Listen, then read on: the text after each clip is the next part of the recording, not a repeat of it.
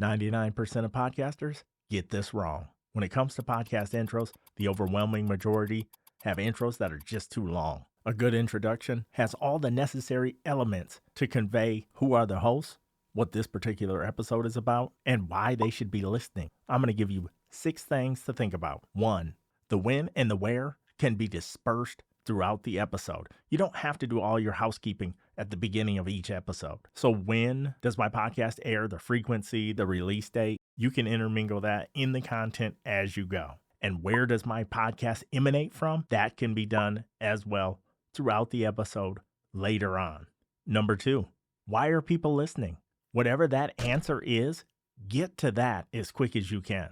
Personally, I try to make it to where if somebody skips into my episode, that they end up missing content. And my statistics bear that out. When I started podcasting back in 2006, we didn't really have great metrics back then. Nowadays, they have excellent metrics. And you can see on certain platforms when listeners start out, do they skip ahead? So you get a dip. And then later in the episode, it could be a minute, 2 minutes, whatever, where they've skipped.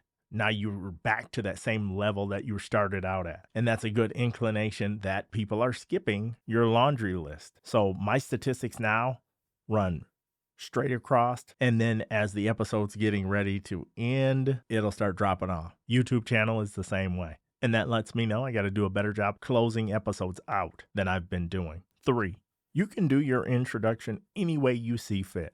But I have tangible evidence through email, reviews, and statistics that tell me people appreciate that I don't waste their time.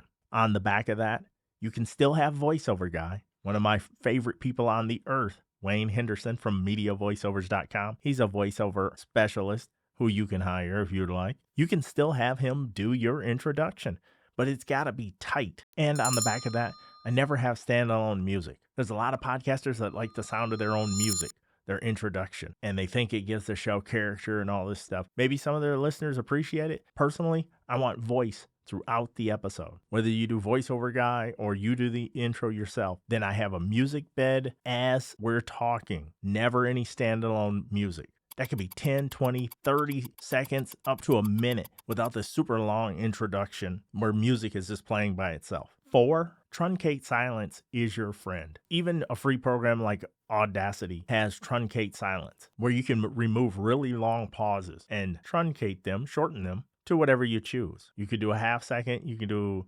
3/4 of a second, you could do a second, whatever you think sounds natural for your show. Because keep in mind, people are skipping around in your episode. Whenever they feel like there's something you could have trimmed that you didn't, they're skipping that. Or they're taking their cell phone and they're opening their podcast app and they're choosing to play back at a speed faster than 1.0. A lot of people listen at 1.2, 1.5 speed, and this is why there's just too much fat in there. There's too many long pauses. There's too much stuff that could have been left out. And that rolls into number 5. Cut anything that isn't relevant to the podcast. Podcasting's been around for quite a while. June 2022 will mark 16 years of podcasting for me. So I've been around here a long time.